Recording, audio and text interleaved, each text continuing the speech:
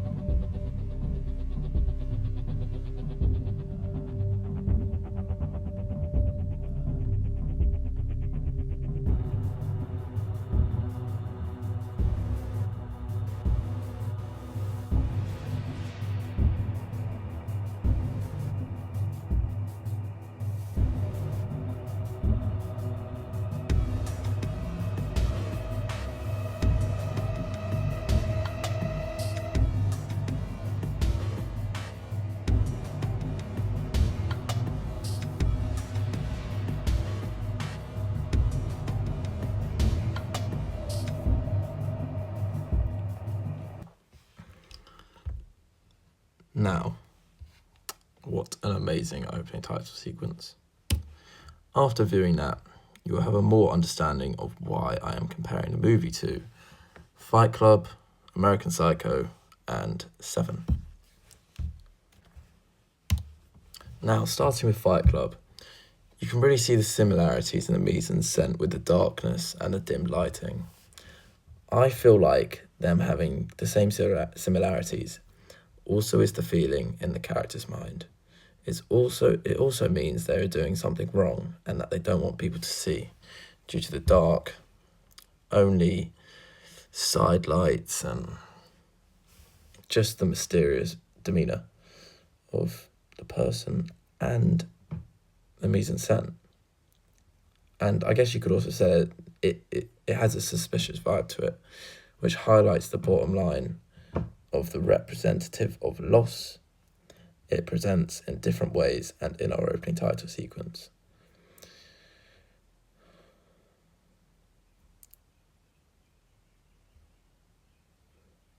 You could also say that they're both experiencing loss, and this is through their body language. due to, as in mine, there's a dominant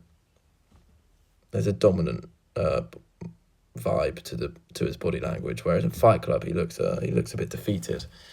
So although contrasting in that sense, there are similarities in the emotions of a thriller. Now, moving on to the character development similarities in Seven. With Seven, I wanted to talk about the paperwork and how the antagonist writes things down. I really think this tells the audience that he is a lonely guy and that he's an extreme introvert. As you infer, he is almost talking to himself. I also think it highlights a sign of intelligence, that he plans ahead, keeps track of his thoughts and feelings, and summarises it on a piece of paper for him to refer back to. Therefore, the character development intertwining between ours and Seven is similar. I don't know, this is my personal opinion, but I think Seven's edits had meaning behind them, and as did ours. The doubling of layers, I mean, in Seven it definitely represents the society, as that was the message throughout the film. While on the flip side, ours was aimed at the antagonist and how he can be a police officer while disregarding the law and using the whole job as a cover-up. I mean, I think this is quite cool, in which how we see the same editing technique in ours and Seven, but have different meanings. I don't know, I thought that there had to be some correlation. In this case, I mean, although we were inspired by it, and it relates highly according to the sound and editing, the sound is rough and random, gripping the audience to the matching well with the editing style, and all at once intriguing the audience to find out what it means.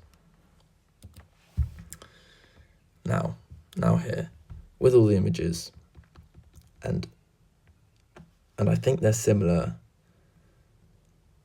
in the way that they underpin the amount of gore that will be involved. In our opening title sequence, the gore is a big part of how we present the antagonist, which has strong relations to American Psycho.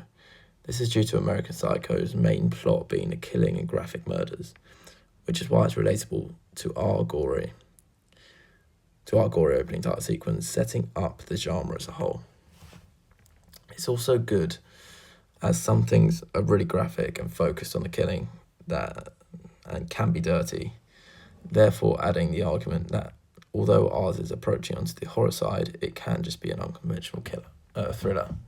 Well, I think this contrasts to American Psycho due to, you could say the antagonist in American Psycho is very methodical with the way he does things, or at the start. Whereas our antagonist is just in the bottom of a basement, getting gritty, getting dirty, and no care for any sort of cleanliness.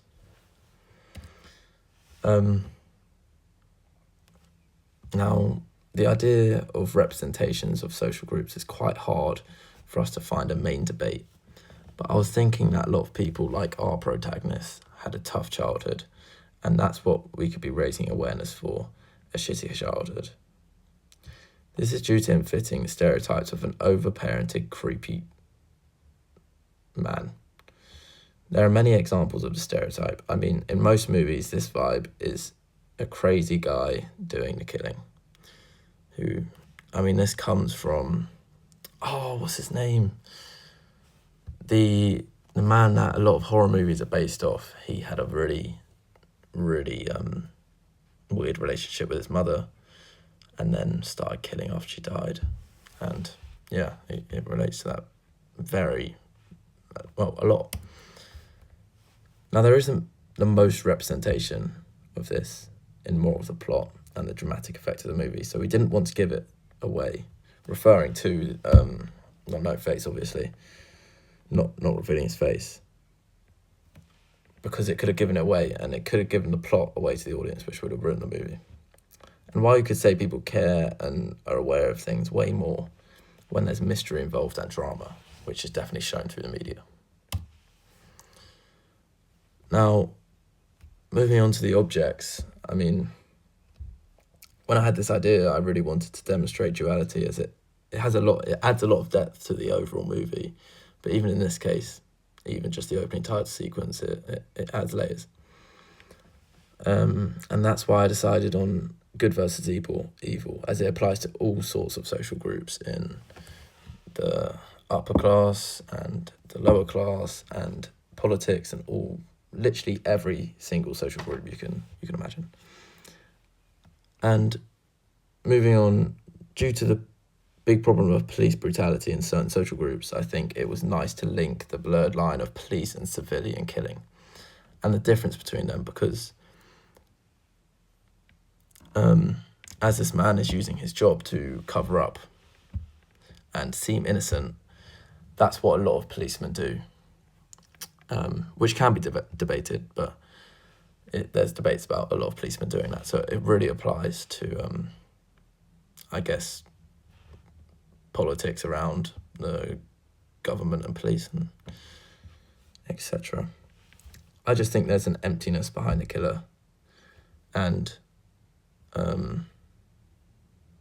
I think that's why we added the really deep black behind him, as it really puts across his psychopathic tendencies.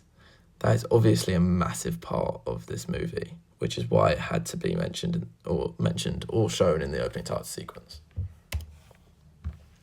I think we're really subverting from the stereotypical white guy male or white male stereotype, as they're seen as law-obedient citizens following, you could say, the American dream, which its ideology has been built up through the decades of, maybe in a century, in America, which, I mean, obviously a century ago was a lot predominantly white. So that's where the stereotype has originated from.